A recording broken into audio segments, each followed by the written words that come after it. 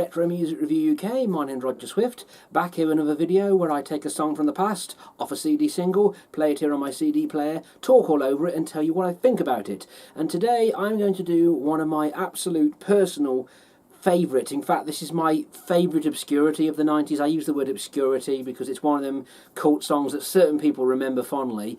It was a bigger hit in the USA, as I understand it, than it was in the UK. In the UK, this was a sleeper hit in that it was hanging around the lower end of the top 40 for about 5, 6, 7 weeks. It sort of hung around a little bit. It never got particularly high. I think it got to 29. I know it got to number 29. It was the highest peak it hit, and then sort of hung around the lower end.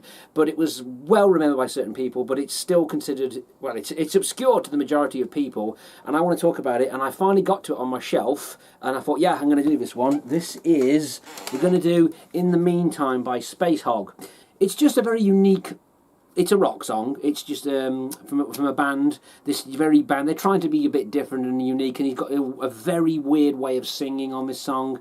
And some people were like, oh yeah, I remember this. Well, I remember them doing it on TFI Friday, and he did the singer did this thing where he's like, they had this like weird look about them. They had like these glasses and these odd look, and they had this trick where he starts swallowing, like eating the mic, like doing something with the microphone, like as if he's swallowing it. That was on TFI Friday. I knew this song from listening to the top 40 week after week after week, and it's hanging around the lower end. I also remember it being in the rock chart on the chart show, and I also remember the TFI Friday performance of it, so that's how I came to know this song. I did have this back in the day. I actually went out and bought it at the time because I thought it was great. I've since lost that CD single, and I've obviously reacquired it again in recent years. So let's talk about the artwork here. Now, what's unique about this artwork is it's obviously, this is obviously New York, where they are, where this picture is taken, and this is the band sat on a sofa outside what looks like an apartment block with graffiti on it, with a New York parking bit. So this is obviously New York, but I like this fact this woman's walking by, and it looks like she's as if that there to me looks like there was supposed to be a dog on a lead or leash, as they'd say in America, and somehow she's lost it, or they photoshopped it out. Maybe I'm wrong. Maybe it's just that there. Can you see that there? Is the light shining on it? That just looks weird to me. That's why I always thought it's like. That's just always what my teenage head thought whenever I saw this, and kind of still does. So let's have a look inside there. Of course, there's the sofa inside where they all sat on, a nice little touch. CD singles like that, where it's sort of like a story. There's a continuity between the front and the back and the inlay. I like CD singles that do things like that. There's the actual CD single itself. They have this little mascot again, a 90s thing. I mentioned this in a previous video. Bands of the 90s would do this thing where they had their own little drawn mascots or own little band logo. This little Spacehog, which is, I think this is the Spacehog, was theirs. They brought an album out called Resident Alien. I've got that as well, because it says on the back here, in the meantime, open brackets, edit, when there's about 10 seconds cut out of it. So the album version has, and it's sad, but I know that now because I've listened to both. So I'm going to play off the CD singles here. It's on the Shire label, which is part of the, I think that's part of Warner Music, says on the back here. 1995, 1996 copyright, Shire Records, WEA International for the United States. So it says made in Germany so this was made in Germany, this CD single. I'm going to pop it on the CD player and have a listen. So Spacehogs, In the Meantime, here we go. Now, another thing before I start playing is, for years and years and years and years and years and years, I had no idea about this. It's only in recent times, in the last couple of years, thanks to the website whosampled.com. This channel is not monetized. I'm not sponsored by any of these things I link to.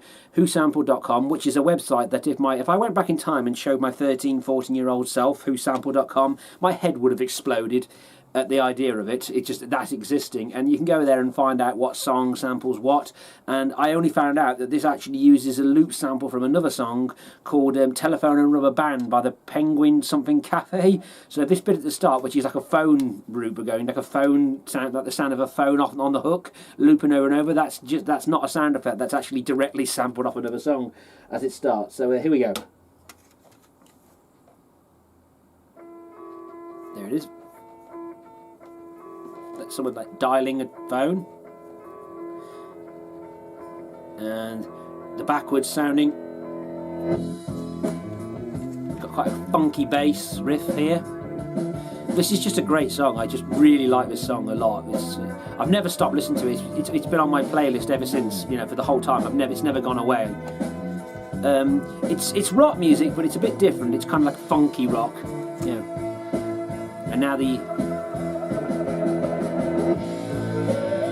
I love songs that do this. They have like this just this like, the intro is just like them saying, it's nothing, it's not an audible language, they're not actually saying anything, they're just making a noise. Like, ooh, I like that.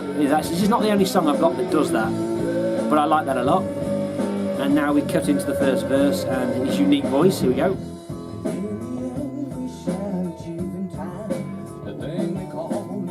Sort of a mixture between singing and talking.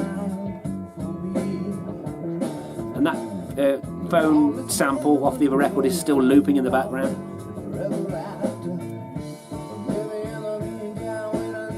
And the pre-chorus, and we're into the chorus. And I've got him constantly in my head, like doing this with his glasses on, like doing that, like singing into the mic, and doing this like weird shit with the mic. It's very different. I mean, you're not going to get much. The bridge is good in this as well. The outro's interesting as well. When we get to the outro, and a very thick bass line underneath it all. If you hear that, a very funky, very thick sounding bass. The drums are quite light. It's not heavy pounding on the drums it's quite a laid back. The emphasis is more on his voice in this.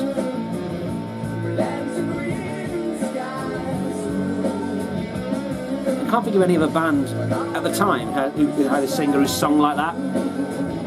I'm sure others have copied it since. Someone in the comments or at some point in the future will point them out. And here comes the bridge.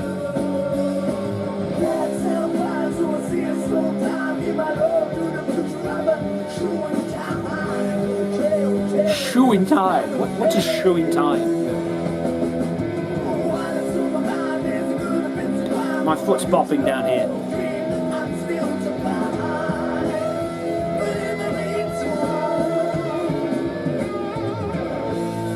I'm resisting playing air guitar. If I wasn't filming myself right now, I'd be air guitaring right now. But I'm resisting it.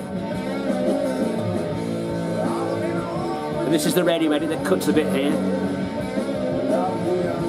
In the album version he does it again and does it a bit higher. We cut that. Holding on to notes. Nice little, that riff is good. It's coming to an end now, it's building to a climax.